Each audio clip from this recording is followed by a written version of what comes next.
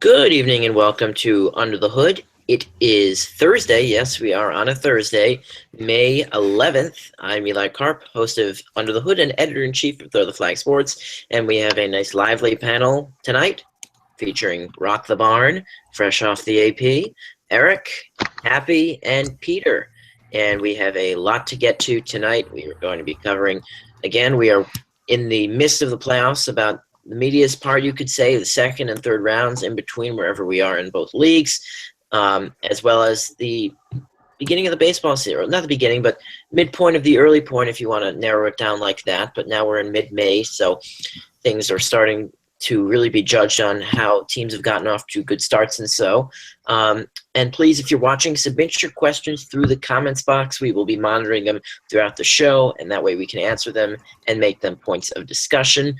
But let's start tonight talking about the NHL playoffs, because the second round has been all cleaned up as of last night. Everything is done. Halfway through the playoffs, 2 more rounds to go before somebody lifts the Stanley Cup. And we have our Final Four set in the East. It's Pittsburgh. Not a huge surprise, but interesting nonetheless, talking points there. And then we have Ottawa. I'm not sure many people saw Ottawa coming out of the top half of the East bracket.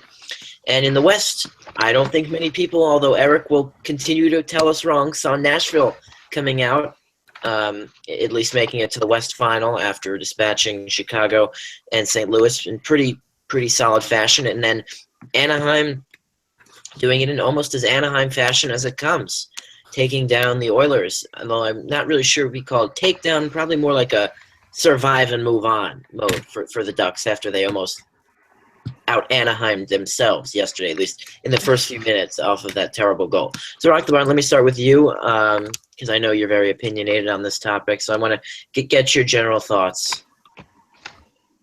Well, out of the 4 series that just concluded, my favorite one had to be the Washington Capitals versus the Pittsburgh Penguins. Great talent between both teams. Holtby struggled at the beginning. He finished off extremely strong, but they lost again. And there's no one else to blame but the Capitals offense, who could not score on the, I guess, hot Marc-Andre Fleury. But in Game 6, they found what the problem was, and it was Marc-Andre Fleury's glove side. And in Game 7, they really did not go towards it. They really shot towards his chest. And it made most of the saves fairly simple for him. Ottawa got there where they are today pretty easily. I mean, that side of the bracket was pretty simple. Easily. It was luck. They should never have gotten through. No, the Rangers played bad hockey. The Rangers, if the Rangers actually could finish a third period, then they would totally be where Ottawa is standing right now. But they could not finish in a third period, and it happened multiple times. And even if it bothers you, you know it's true. Anaheim almost choking again. Luckily beating Edmonton. But Edmonton will be back. That's a young team with great talent and solid defense. They're an overall team, and they're definitely going to be back in that position and probably going to win. And I don't have much to say about the Predators. They're blowing through everybody. All right, Eric. You have anything to add in on Nashville? Not really. Would you say on? I'm sorry. Say that again. Smashville. Oh, okay. Like you said, yes, I will gloat again. But they've just looked very good. Renee has been phenomenal. James Neal has looked pretty good last series as well. Subban is a generational talent on defense. And it's just wait and see what they can do, because Anaheim is not that great. He didn't go into the playoffs thinking, oh, I have to be fearful of Anaheim. It was Chicago or Minnesota or St. Louis. But I think Nashville can make it to the Cup. Yeah, the first surprising thing that I think you said was that you called him Subban. I think you're the only Bostonian I've ever heard to call him Subban and not Subban. So that's already a step in the right direction. But yeah, I agree. Especially the play of Ryan Johansson. He was acquired in the Seth Jones deal, I think it was 1 or 2 years ago, when they sent Seth Jones to Columbus, and they got back Ryan Johansson, maybe a couple other players, but they were really the marquee pieces of that deal. And Seth Jones has been pretty good for Columbus, and Ryan Johansson has been exactly what the doctor ordered for the Nashville Predators. He's been really, really good. He's adding to that. I wouldn't call it a star-studded front, but they have some solid guys who they roll out lines. They play hard. They play with each other, and Ryan Johansson, a huge goal, the game-winning goal in Game 6, and he has been a huge reason why, along with Subban and Pekka Rinne, who has had a revival of his season this playoffs, he's picking the right time to show out. And right now, Nashville, they're just looking. They've got that, as I said last week or the week before. They've got that feel of the 2012 LA Kings, the 8 seed. Nobody really gave a chance, and yet here they are. They're playing, and they're playing really hard, and they've gotten to their first West final in their franchise's history. The fan base is pumped up, and I think it should be an interesting series with Anaheim, because I think Anaheim wasn't given too much of a chance, at least maybe from the media side, just because of their choking history. They've had great regular seasons, and I read something today that said that they felt disrespected in the playoffs because they felt that nobody really gave their late season surge any meaning, because everybody thought they were going to choke come the playoffs. They sweep the first round, lose the second round. That's the way it's gone. And it was looking like I was, for some reason, extremely tired last night, and I was watching the beginning of that game after Washington and Pittsburgh, and I was just like, oh God! Like, after that terrible, terrible play by Shea Theodore, honestly, one of the dumbest goals I've seen watching the NHL in my life. Like, I'm kind of like, how is this happening? Shea Theodore just absolutely muffs the puck and gives up that goal. I'm not really sure you can fault John Gibson too much on that. But after that, I'm like, no, I know how this goes. I can go to sleep. And when I woke up, I was surprised to see that Anaheim had pulled it out 2-1, and I was happy for him, because I thought last night could have been a really special night in terms of breaking curses, and it turned out half of it, and Washington lives to be dead yet again. So happy. Did you watch?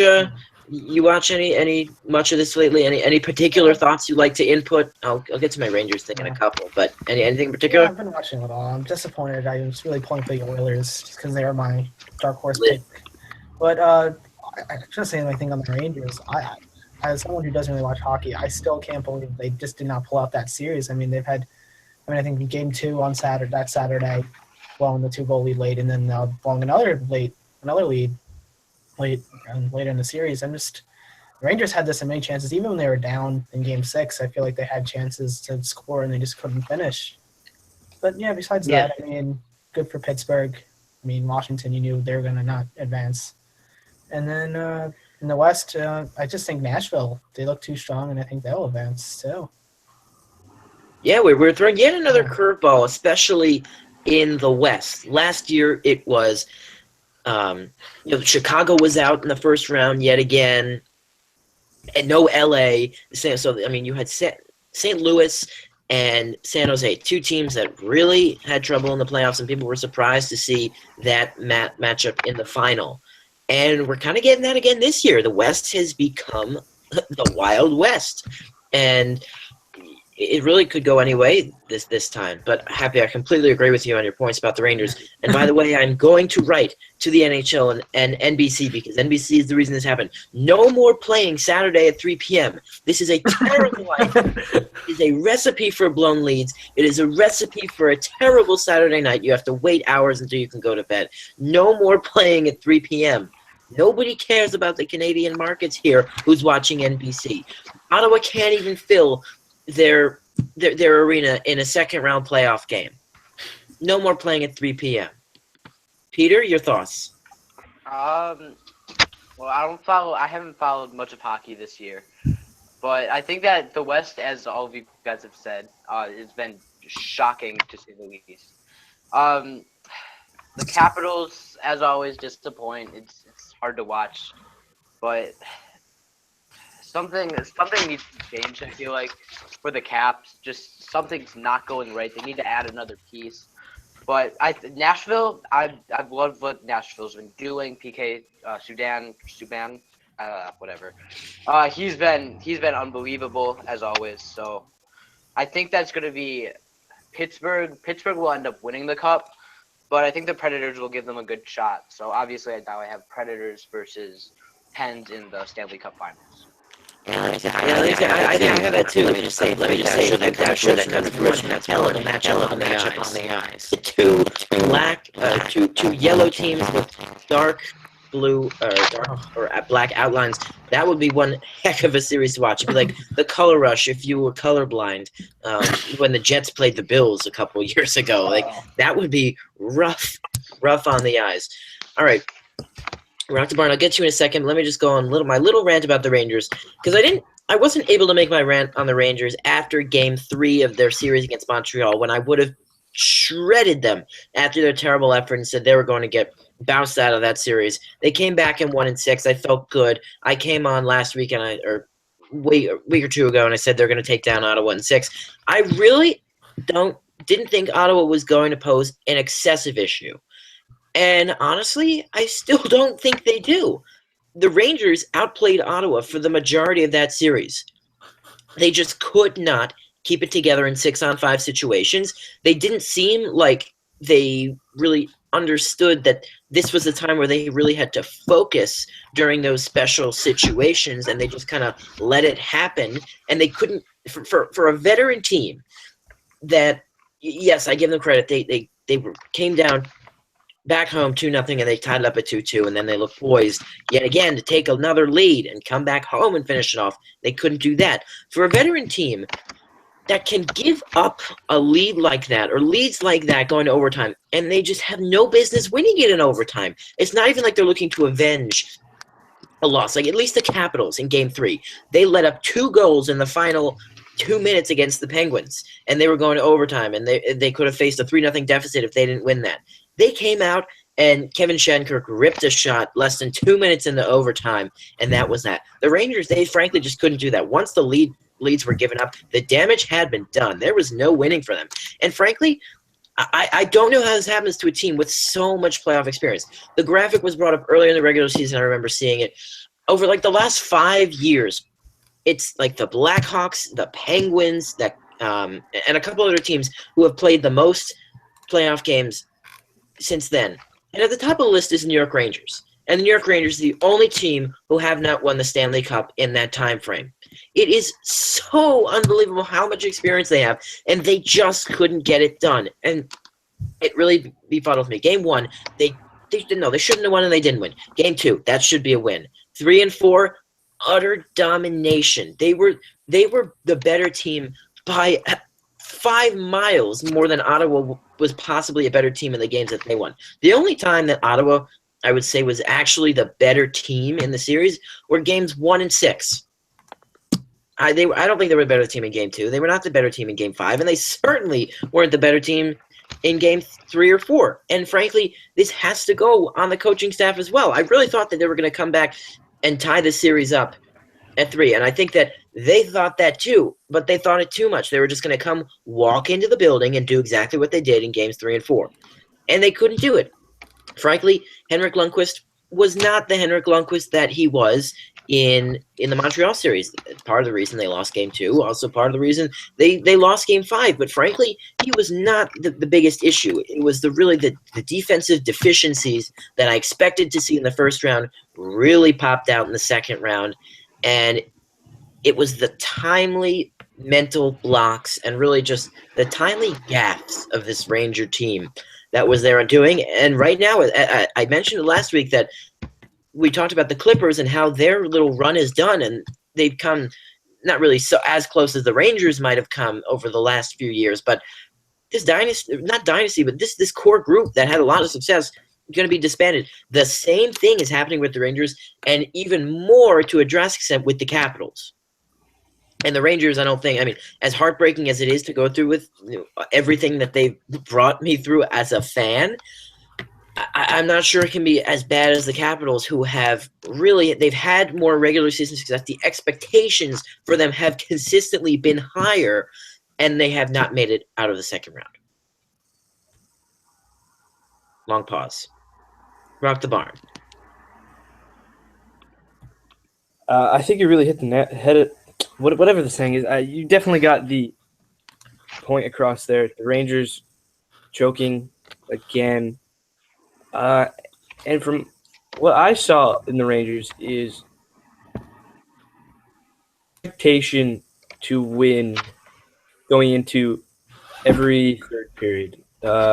Every game, they had the lead. The third period was theirs. It was over. They just needed to push for like 5 minutes. And people like Peugeot on Ottawa wanted the game more than the whole Rangers team.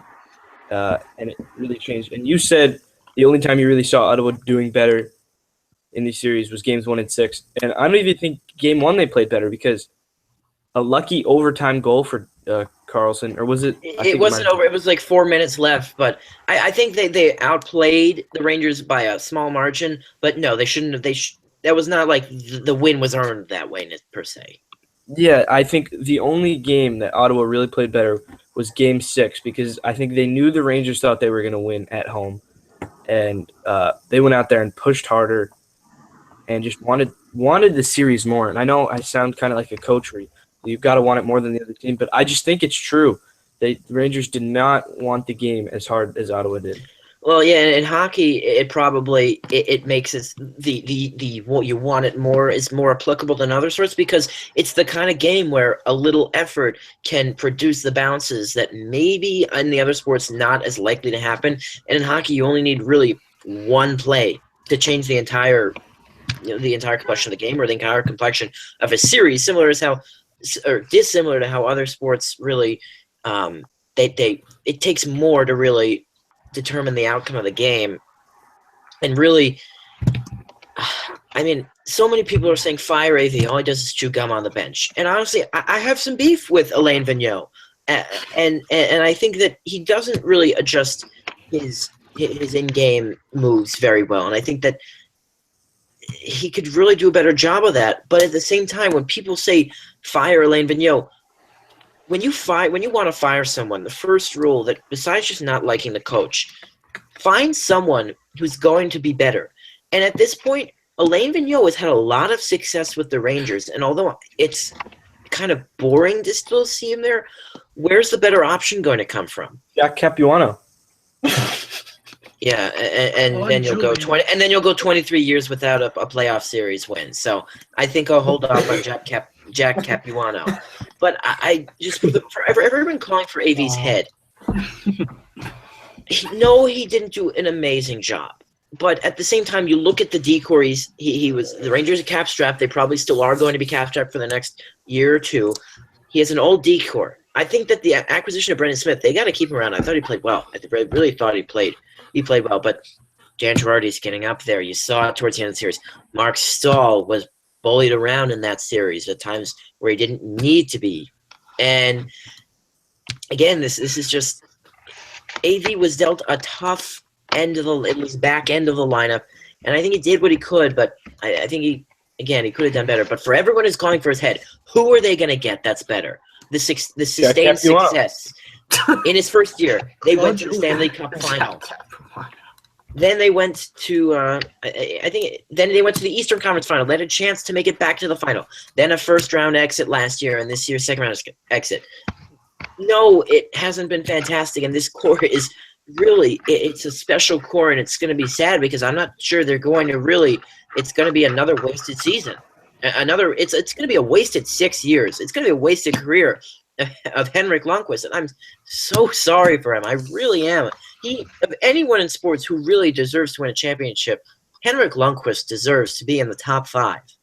The things that he has done for his team and carried on his back, a 7th round pick. You could call the Henrik Lundqvist pick for the Rangers equivalent to the Tom Brady pick of the Patriots, minus the championships, only because nobody they were a diamond in the rough. Henrik Lundqvist, a 7th round pick, nobody thought he would be anything, and he has been arguably one of the greatest goaltenders in the Rangers franchise history. All he doesn't have is a cup, and I'm really sorry for him. I hope that, as much as I don't like Pittsburgh, I hope that they absolutely throttle Ottawa, and I think they will. I think it's 5 games and it's over. I think 5 games and it's done. and then I think they're going to play Eli, Nashville. I think that will go 6 or 7. Go ahead, Rock the Barn. I completely agree with you. Ottawa. The first round was a very even round between Ottawa and Boston. Those are two teams that really should not have gone anywhere. Both of them should have lost that series. Like that should have been a series lost by both teams. The Bruins, a decent team with a solid offense, really no defense whatsoever. Tuukka Rask did not play as good as a Tuukka Rask that I've seen play before, and it made it pretty simple. It made it pretty simple for Ottawa. Like we said earlier, the want in round 2 was what pushed Ottawa forward, and Penguins are just a better team, and they played the back-to-back Presidents Cup champions and played better. They had a higher skill level. They pushed the puck further, dumped everything in, put as much stuff on Braden Holtby as possible, and made a great goaltender look really bad. And I just don't see Ryan Anderson and Erik Karlsson doing anything for You mean Craig Ottawa. Anderson? Craig Anderson, sorry. Yeah, I was not surprised to see Washington down 3-1, and when they had one period to save their season, and they did, they scored 3 goals within a span of like 10 minutes, and they won Game 5. I was like, okay, fine. I expected they'd probably win Game 5, but I think Pittsburgh's going to take care of business in Game 6, similar to how they did in the last time they played last season in the same round. Same outcome, just one more game. But after Washington dominated, and I mean annihilated everything Pittsburgh had in Game 6, I was like, you know what? They're coming back home. Maybe this could actually be the time. They're not going to choke. And let's not forget, before last year when Pittsburgh won the Cup, it was Pittsburgh that had been the choker as well. So many times after they'd won their first Cup with Dan Bilesma, like 8 years ago, they had been the choker. Like 2009, I think they won. They had been the choker. Sidney Crosby couldn't get it done. They break through one time with Mike Sullivan. The class is showing. Like after a sustained, really good pressure by Washington, they had chances. They couldn't get it done. It was all Pittsburgh from there on in. And frankly, they just took that game. It was kind of depressing to watch. As someone who just wanted a really entertaining game, I wasn't quite getting it. I really wasn't quite getting it last night. With no Chris Letang and no Matt Murray. Doesn't really matter. Yeah, I think that, as you said, Holtby weak in the beginning, really came out at the end. You can't fault him. Marc-Andre Fleury had a dip towards the end, but picked himself back up in a major fashion last night. A good part of the reason that they won. And they're plugging in guys on defense. They're making the smart plays. They're making the plays that the experienced and the successful teams make. Not the only experienced teams like the Rangers who can't make the play when it matters, and not the team that falters like Washington that can't make the play when it matters. They're putting it all together. Their class is showing, and I really think they're going to take it to Ottawa because Ottawa has no business being in the Eastern Conference Final. All they need is Jack Capuano. Anyone, brief predictions on the East and West Finals? Who are we seeing? Who's coming out? Rock the Barn. Penguins in 5, Nashville in – that's going to be a pretty good series, but Nashville in 6, the Ducks, even though you said, like, people always think they're going to choke, I definitely think they're just not as good as Nashville is.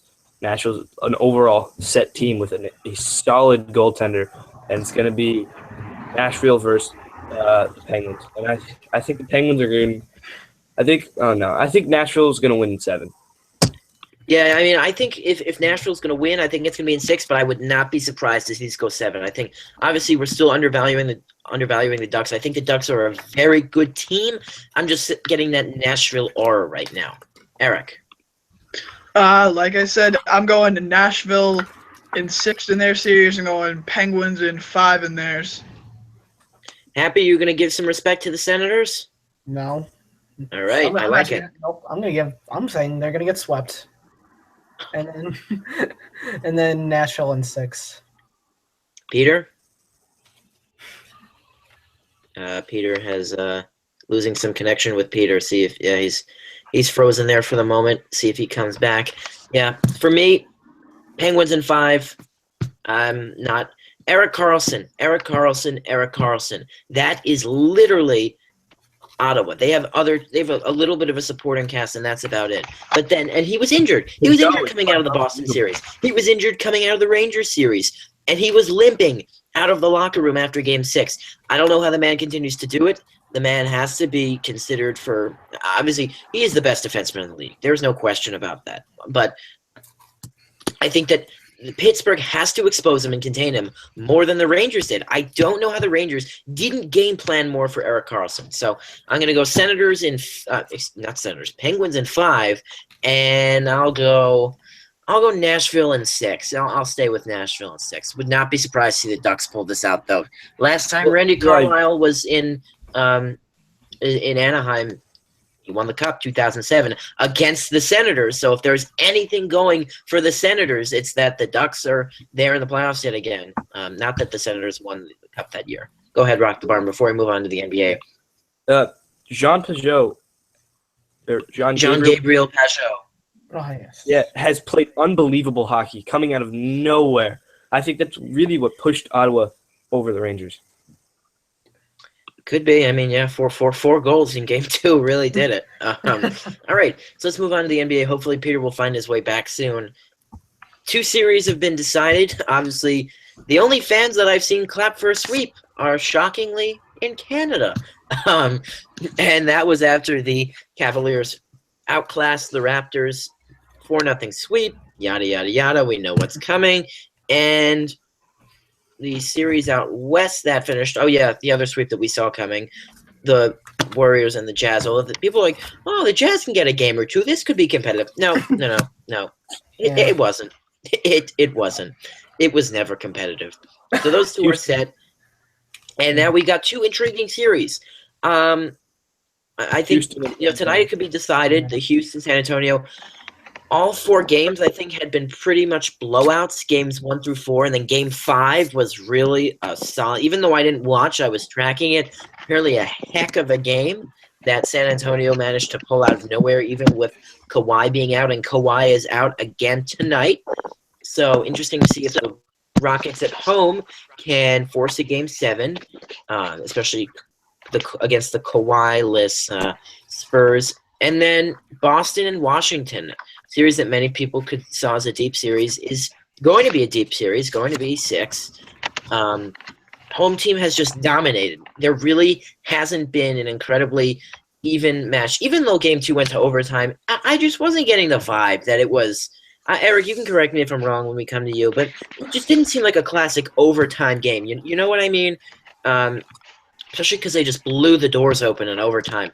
But the home team has just dominated the series, and nothing has been especially exciting about this. We'll see if Boston can get themselves together to put one together on the road, or if they're going to have to come home and rely on that.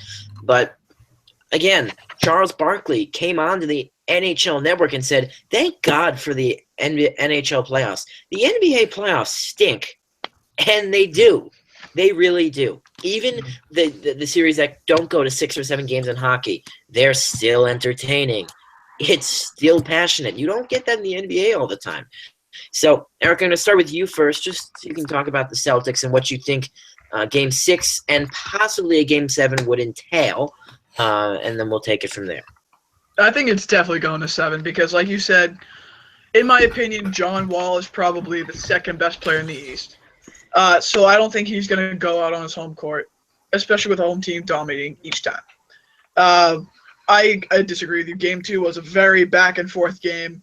Washington had a 6-point lead with, 1:11 to go, and then Terry Rozier hit a clutch 3 to tie it up with, 50 seconds to go. Or probably less than that. But last night actually showed me something that the Celtics I didn't think could happen. Isaiah was, not in charge, and they won very handily.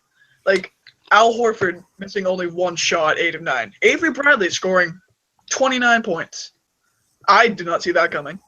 There's still an APB out for Jay Crowder. And Amir Johnson actually did something pretty good last night.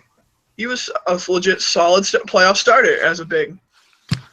Yeah, Spantano was fed up with just his performance as a basketball player last week, how he was dormant. and he could go in and play the same position and be more productive. And don't even get me started on Kelly Olynyk. Oh, I'd like to hear your point because Yeah. I heard all of the chatter about the Kelly Olynyk, Kelly Oubre. I didn't actually see what happened, but I've seen every other circumstantial piece of this. Please explain what exactly happened and where you lie, as hopefully you can be a rational fan on this. And what I think I'm as the proper way to assess this. in Game 3. Kelly Olynyk got away with an illegal screen on Kelly Oubre. 2 minutes later, Olynyk sets a clean screen very hard. Oubre had no idea it was coming. Absolutely flattens him. And then he falls back, and Olynyk gets called for the foul, and he's going over to talk to the ref. Oubre comes beeline at him and gives him like a forearm, like right to the face. Olynyk did flop a little bit, but still, he got smacked. And Oubre, I don't know. My take of Olynyk, he's, in my opinion, one of the softest players in the NBA, which is saying something. And he's soft and dirty too, because 2 years ago when we played Cleveland the first round, he was the one who hurt Kevin Love by just grabbing a clamp of his shoulder and just ripping it out of socket. But he's not tough enough to, get a rebound as a 7-footer or play down low. He's just on the 3-point line and just getting stupid fouls. I could keep going if you want, but I don't think you do.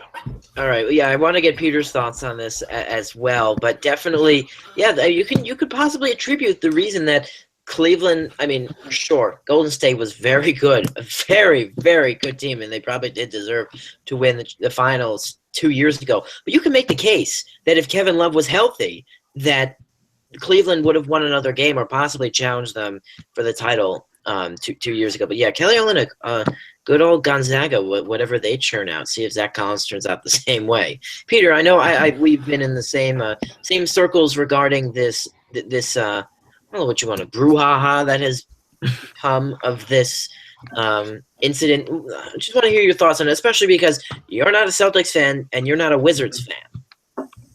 I think that the situation, it's stupid, in my opinion, personally. It was a hard screen by Kelly Olynyk. It was clean. And for Oubre just to go out and just flatten him, basically, after the play is dead, called for, it was not needed. I guess it gave the Wizards an edge, especially at a home game. It escalated. The crowd really got into it after that, as if they weren't before. But it was not the situation. It didn't need to happen. Oubre didn't need to do anything, and I still don't understand why everyone's calling Kelly Olynyk a dirty player.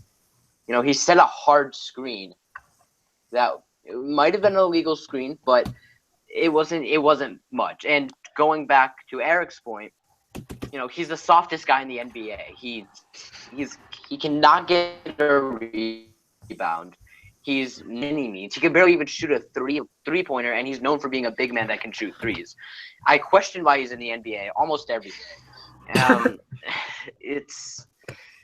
There's the situation though between Oubre and Kelly Olynyk is just stupid. It's just stupid. There's no way else to say it.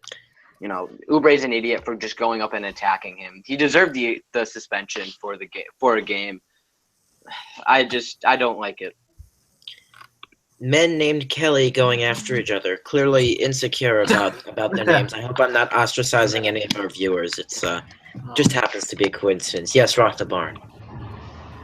I think Kelly Olynyk is somewhat of a dirty player, but what I really got out of this is that Kristaps Porzingis wants to go to the Clippers. Yeah, Yes. okay. That's different, and I would love to get to that. But I don't think that's the problem. If he goes, the Knicks are gone. I don't even. The Knicks are already done. I don't think we should say. Knicks are a joke already, guys. I don't think we should be talking about the Knicks. I don't a even lot. think they could be an NBA team after that. Okay, so go ahead. When the actual dirtiest player in the league says that Kelly Olynyk is dirty, there's a serious problem. Draymond's not dirty. Draymond's okay. No. Sorry. Go on. No. Go on. Oh no. Kelly Olynyk is dirty, but Draymond is in a different level, and I don't care what Peter says. Draymond Green is a dirty player. Oh. Oh, extremely. All right. So Obviously. all right, Definitely, this is come a on. great segue. All right, Peter, what do you have to say to that? I don't think he's a dirty player. I think that he's a quality defender. You know, he had no, seriously, think about it. He's one of the One? best defenders in the league. He is the second best defender in the NBA behind Kawhi Leonard. The incident with LeBron was just LeBron being petty, as always. You know, it's typical LeBron. Like, what else do you expect? Steven Adams, I'm gonna be honest, that was totally intentional. But Yeah, twice. but I don't like how people call Draymond Green a dirty player outside of those incidents. Have you watched He's him a play this year? quality, He's a quality defender. He's a Mhm. so Yeah. hard. You can say he's a try-hard defender. He's the only guy. He's one of the few guys in the NBA that go out there night in, night out, that aren't trying to score points, but is trying to help their team on the defensive side. And I think there needs to be some credit given his way for that. Yes, he's a good player, but like he plays a dirty game. And I watched one of the Jazz Warriors games. It's pathetic when you get a technical foul sitting on the bench. And I think that he is obviously one of the best defenders in the NBA, and obviously being as successful as that does typically involve the edge that someone has to play with. Except that Kawhi Leonard seems to find a way to be like the poster child of the NBA in a sense that he does everything right, and Kawhi Leonard seems to be able to do no wrong, except that he got injured last game, so he can't play tonight. But I think that here you go. I think that Draymond Green's problem is that he's got a big mouth, so to say. You know, he likes to talk. So that's part of the other reason why people think he's like the worst player of all time in terms of like how dirty he is. And Kawhi Leonard, he's a great defender, but at the same time, he's so quiet that he's so quiet compared to Draymond Green. He's a genius. So Draymond Green, he's asking for the attention totally, unlike Kawhi Leonard. Yeah, Draymond thrives off of it. That's how his motor is kept going because of the trash talk. But at the same time, I think that because of that, he draws too much attention, and that outgoing personality draws. In today's terms, for me, Draymond Green is extra. He's too much for me. Like, I get that he's successful and that's part of his MO. Happy I'll get to you in a second, but it's just he crosses the line. You can't tell me that when he kicks two guys in the undercarriage that like, no, I'm sorry, I don't accept that. And I accept that he's a very good player and one of the best players at his specific craft in the NBA, but he invites it a bit too much for my liking. Mm-hmm. Happy. Right. Yeah. I mean, Kawhi is much better, but I just think it's amazing that two players so similar can be like personality-wise so different. I mean, like just on the spectrum, you have the loudmouth, in your face, at times dirty, but yes, I mean I think he's a great player. I think but he's I wouldn't say dirty. I would say he's just I wouldn't say sneaky either, but it's like I'm trying to think of the word here. Marcus Smart, like. You think he's like crafty? I would say crafty. Yeah, he's crafty. He knows when to get under people's skin, and he uses that to his advantage during the game. He bends the rules. Brad Marchand. Yeah. He's the Brad Marchand of the NBA. But then with Brad Kawhi, Marchand, you just have like physically injures people.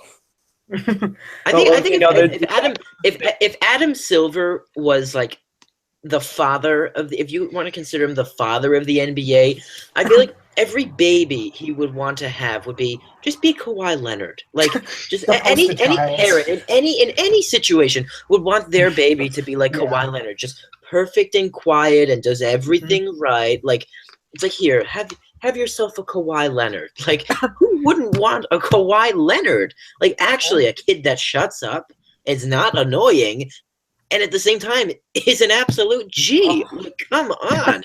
Who wouldn't want a Kawhi Leonard? Good job.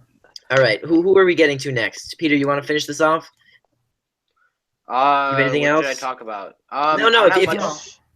If you have anything to talk about the Draymond. Otherwise, we can talk about Draymond. I don't have much else to say on Draymond. All right. I guess I'm a little biased though, because I'm a State fan. Possibly. that might just play into it. And now for all right, so let's talk a little bit more about this Houston San Antonio series. Well, actually, first let's go back to this East series. Who's winning? Rock the barn. Which series? The Wizard series? Yeah. Yes, the Wizards. Queens. You'd like to say the I Wizards, don't but know. you You're gonna have can't. to come back to me. All right. Come back to me. All right, Eric. Well, actually, why am I even asking? Yeah, I know. All right, fine. Celtics in 7. Happy. You know what? I'm gonna go the Wizards. I think John Wall is gonna play out. I'll play Isaiah Thomas in this game. I think they're gonna steal Game 7 in Boston. Okay, Peter. No. I guess Celtics in 6. No. No doubt about it. They win tomorrow. All right, bold prediction at least for tomorrow. I'm seeing some parallels to the Rangers series in this. Washington had leads in both games 1 and 2. They could not get a split on the road. They came back and they won forcefully. They go back on the road and they get taken care of. Yeah. I feel like they're going to have the mindset that they're going to walk in and easily grab Game 6 at home. They may not. Even if they do, I don't see a way that they're getting Game 7 in Boston. They just haven't shown the poise and the character of a team that can win on the road that I think they can get through. So I'm taking the Celtics. I don't know if it's going to be 6 or 7, but I'm taking the Celtics. And, yeah, they're going to lose next round. So, rock the barn. Yeah, I mean, it doesn't matter. We'll lose to the Cavs either way. I Have think we given you any new material? I think the Wizards in 7. Yeah, there we go. Oh, my God. Go. It must be that, like, post-AP high you're on. All right. So let's go to the West series now, the one that's still going on because one of it sucked. So, Wizards. We just talked about the Wizards. The Spurs and the Rockets. Rockets throttled the Spurs in Game 1. Spurs 1, 2, and 3 come back in 4 to the Rockets, and then unbelievable Game 5. Manu Ginobili, literally the scapegoat of this year's playoffs for the San Antonio Spurs, if there was one, and he comes up huge. He saves the game. He wins the game for the Spurs, and now they have a chance to go on the road, and this is a team, Greg Popovich team, it's not going to be phased going on the road. Believe me, it's not like Houston is Golden State or Oracle or anywhere, or like Cleveland where you're going to play on the road. I mean, you have as many people in the white shirts as the seats are dressed in the white shirts. So, frankly, I wouldn't be surprised to see him pull it off here, but is James Harden going to be able to take over tonight? I want to get, at least, especially for the people who like basketball the most, your thoughts on this, because you've probably been watching a lot of this series. So, Happy, let's start with you. Well, right now the Spurs are winning 44-26. So, It started. Oh, how I lose track of time. So I don't know. Without that. No, but it looks like they're handling themselves fine without Kawhi, and this actually will seem like a genius ploy by Popovich, and then he'll get nice and rested for Game 6, the conference finals against the Warriors, if they could hold this on. Yeah, would it be like, has this? I haven't watched a ton of. Has LaMarcus Aldridge been better this series? Yeah. And is Kawhi's absence going to help him play a bigger role and get a little bit of his footing back? Kawhi, LaMarcus Aldridge. I think there's an award for most disappointing player in the playoffs. I think he would win it easily. And yet they're still likely going to the conference finals, and he has a chance to right his wrongs. I know, but He has 10 so far tonight. okay. All right, so he's stepping up. He's stepping up. Happy, you want to finish out the point? Whatever. No, I think yeah. No, I'm good. All right, Eric. Anything? Well, the thing that's really shocked me tonight is the lack of anything from James Harden.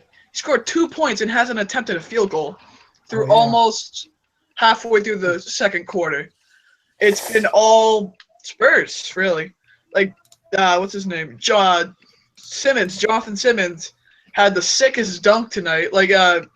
And then Patty Mills is going to have a sick dunk right now, and it's no layup. Never mind. But really, it's been literally absolute complete domination by the Spurs. I thought Rockets got this. No Kawhi. They got it. But they're really getting smacked right now. Yeah. Eric sounds so happily surprised. Yeah, I mean, Mike D'Antoni comes through again, another playoff failure. Just another failure in the career of Mike D'Antoni. I know we were rooting for him, but, we can poke fun at him. And happy, I'm sure you're at least happy that Danny Green, the pride of Long Island, is showing out. And he took, after Kawhi went out, he really played a big role in Game 5 and helped he and Manu really I don't know. things under control there, and that's why they're on their way. Yeah. I actually consider Tobias Harris the pride of Long Island. Who? Tobias Harris. Thank you. Just because he lives closer to me. That's another thing. Peter, your thoughts on the series, at least overall? I think that it's been a good series for sure, especially compared to the other Western Conference, the Western semi-finals conference game. I think that assuming that the Spurs keep this 17-point lead and they hold on, I think that the Spurs have a serious chance of knocking off the Warriors in the next round. I'm not saying it will happen, but I'm saying that that series will go at least 6 games, if not 7. Yeah. And who knows, the Spurs could pull out that series. All right. Yeah, Spurs are always, you can't count them out. Happy. One quick thing. I mean, you look at the Spurs roster. I mean, right now, they're probably their best bench player outside of Ginobili is David Lee. Wait, can you have Eric just recite these names so we can say, like, David Lee? Oh, yeah, we got, who we got on the court right now? We got Clint Capella. He's practically part of one of the acapella. Yeah. I mean, looking at the Spurs bench outside of, like, Ginobili, it's just a who's who. And yet they're getting it done. I mean, granted, you have one more player typically on the bench when Kawhi is in, but still, it's not a very big name team aside from Kawhi, LaMarcus Aldridge, and you want to put in Pau Gasol. All right, rock the barn. Oh, On that note, Good. I'll try that after. On that note of Pau Gasol, people say Kobe Bryant won a championship without Shaq. No, it was Pau Gasol who won a championship with Kobe Bryant. Pau Gasol is the legend of Spain, and he will bring the Spurs to a championship this year, even if Kawhi is hurt. So beating Golden State and Cleveland, really, the post AP is really getting to you. All right, Eric, were you still want to get something in? Yeah, I just wanted to get one name in. Oh yes, go ahead. Deadman. All right, so let's make predictions. I think it's going to be, assuming that that Spurs hold on, I think they're going to win the series regardless. I'm going to say Golden State in 6, and I'm going to say, being that if the Celtics pick hold, I'm going to say Cleveland in 5. And then it's kind of eat or be eaten in the finals. All hell can break loose there. I couldn't give you an estimate yet. We'll get there next week, we'll get there 2 weeks from now. I think maybe we'll have some closure on where we are. So let's go this way, Peter. I say in the East, Cavs in 5. Cavs are gonna roll right over whoever wins the Boston Wizards series. I think in the West, I'm going to say Warriors in 7, but that is subject to change for sure. TBD. Series length TBD. Happy. Yeah. You know what? Yeah, I think the Cavs in 5. I think people are forgetting that the Spurs beat the Warriors twice this year, and both times they were by very substantial margins. Now, this is the playoffs, and I think it's going to be Warriors in 6 or 7. All right, because I'm just looking, because I feel like at least one of those games was a game, like a Saturday night national game, when Steve Kerr just rested out a lot of his guys. I know. The first one was like either. It was like opening night. Yeah, the first one was the first game of the year, and they lost by 29. Okay, all right, Eric, let's get your thoughts. How many games are the Celtics going to win next round? 1 if we're lucky 2. Okay. And then I got Warriors in 6. All right. We seem to be liking these not very competitive finals in 5, whether it's the Senators going out in 5 or the Celtics going out in 5. They kind of sound the same, don't they? They're one and the Maybe same. 6. Maybe. Maybe 6. I mean, you could make the case Senators maybe 6. And the other one is a 6 or 7 game. I know it's funny how the East in both leagues seem to be relatively in control. In the West, even though Golden State is in control, we don't know as well. Rock the bar and finish us out. For the D League, I've got the Raptors 905 beating the Vipers. That happened a week and a half ago. Oh, you mean Westchester? You mean to say that the Westchester Knicks didn't make it? Oh, Hey, Maine Red Claws lost in the conference finals. I'm fine with that. I saw the Maine Red Claws play a few weeks ago, like a couple months ago. They hit threes. Abdul Nader's nasty. He is. I liked him at Iowa State. All right, Rock the Barn, go ahead. And in the NBA,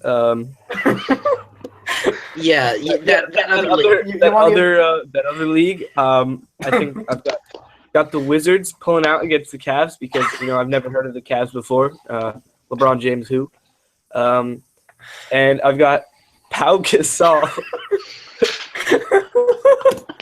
Dwayne Dedman. Dwayne Dedman with 0 minutes. I've got Pau Gasol single-handedly beating the Warriors. Sweep. Just one against 5. 1 against 5. He takes Yeah, them. and if he gets tired, they can throw some other guys in. They could throw in a Kawhi if he's healthy, but only if he's healthy. Maybe LaMarcus, Greg Popovich, maybe if he's on the sideline. I don't know. All right. Rock the Barn, always making things entertaining. All right, so do we even want to talk about the MLB? I'm kind of not interested in it right now. But if anyone wants to throw in anything in particular, go ahead. All I know is that the Mets are falling apart. The Yankees are doing well, so life is good. No. They played an 18-inning game against the Cubs on Sunday night, and they won. 2 of the most storied franchises in the league going head-to-head and win 18 games. And then they go back to beat the Reds the next night. So, I mean. Yeah, and then they lose to the Reds, so. I need a quick word. Yeah, I know, happy because I feel like the entire Mets team is at the hospital for special surgery right now, or they're in drug rehab. Yeah. So, a lot of injuries. Cespedes, Syndergaard, now Familia. David Wright should just be checked into as assisted living at this point. And you know what? The team is still only 1 game under 500. It's not the worst thing in the world. Terry Collins, got to give him the tip of the cap. Conforto is really picking things up, especially without Cespedes. And Jay Bruce, definitely surprised. I thought he would repeat his lowly performance at the end of last season. And then you have other guys. Granderson's been all right. Jose Reyes starting to pick it up a bit. And the pitching staff, DeGrom, it's all alone. Has no friends. Except Tommy Malone now. Whoever that is. No Bartolo. Oh, I miss Bartolo. Okay, can you talk to me about Matt Harvey? What the hell is going on with Matt Harvey? I've never heard of that guy. I've never heard of him. Yeah, Cleveland who? I know. He's just – it's a combination of him just not wanting to be there and I think just frustration of losing. Is his personality not fit for the Mets? He wants to go to the Yankees. Yeah, that's been said too. Yeah, Story. He better not. I've heard that The since Yankees are fine without him. No, the Yankees need pitching. I'm sorry. You can see they're not going to make a run without pitching.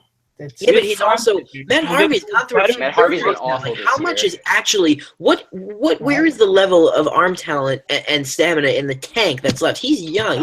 He's not old. But how much is his body really related to the age? I think he's actually physically. I think he's I've seen some flashes of his former self sometimes this year. I just think I think mentally he's not there, and it's just because he's been saying. I think after his loss, he was saying. I heard this once. Even after his loss, he's like, "Oh, I think I pitched my best game," even though he gave up 5 runs. That's not sound like someone who's mentally ready to pitch. But you know what? I think this team they can pull it together. They pulled together with worse players before. I just think they need to get healthy again and make a. But yeah, not looking good. He has more alcohol in his body than he does H2O. That's probably true. Eric? All right, quick Mets point before I get to the Red Sox. So when Matt Harvey got suspended after Saturday, not showing up, does everyone know why? Oh yeah, with the Yeah, he was out till like 4 Curfew. He p.m. was out of one of the most popular. Edelman's being a sly dog. Edelman's You know being why? a sly dog. Yep, Julian Edelman, the squirrel himself, stealing Matt Harvey's girlfriend, and making him want to kill himself, partying at 4 in the morning. Beard. It's the beard. Even and you know what? The thing about New York, there's an awfully strong correlation between the Met fans and the Jet fans. It No, there's all not. comes I don't know back. how I got stuck in the middle of this. No, there's not. The Jets are a great franchise team. I'm just saying that there happens to be a strong overlap of Jets fans who are Met fans. No, the Jets are a great franchise team. That's Ready not my for the question, play. but Eric is talking. And the streak continues of me getting the Patriots in there somehow every episode. But anyway, back to my Red Sox point. Andrew The Red Sox point that you started. Andrew Benintendi point.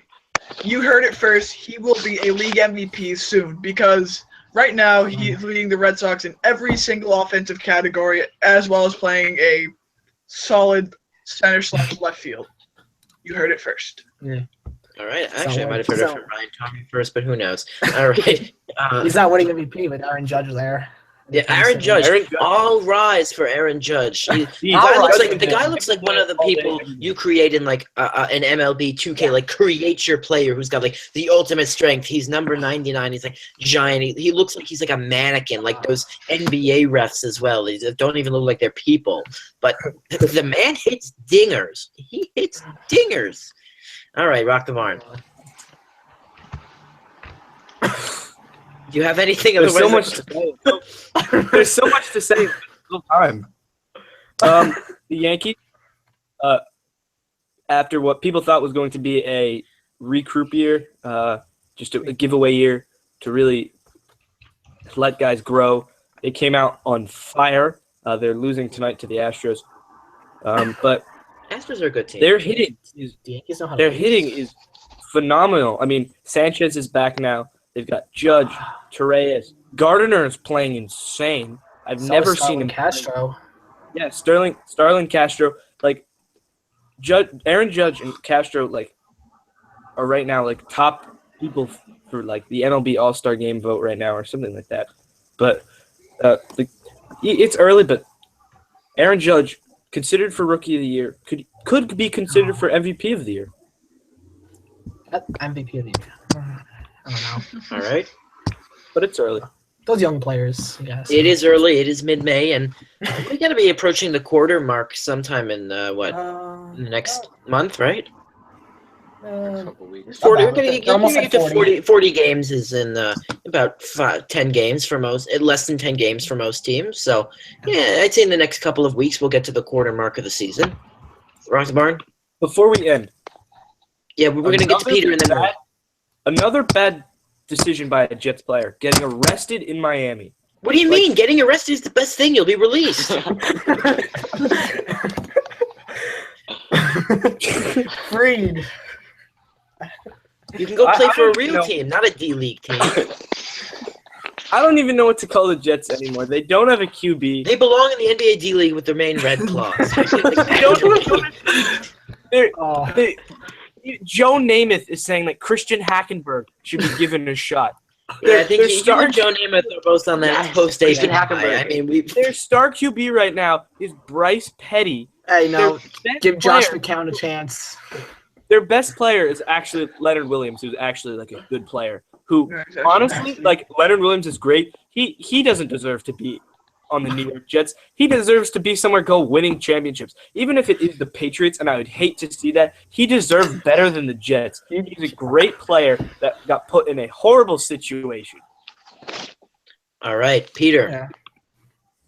Yeah. Okay, I'm gonna go back to baseball. The Tigers, I have to bring them up here. The Tigers need to stop being mediocre, and we need to get rid of everybody.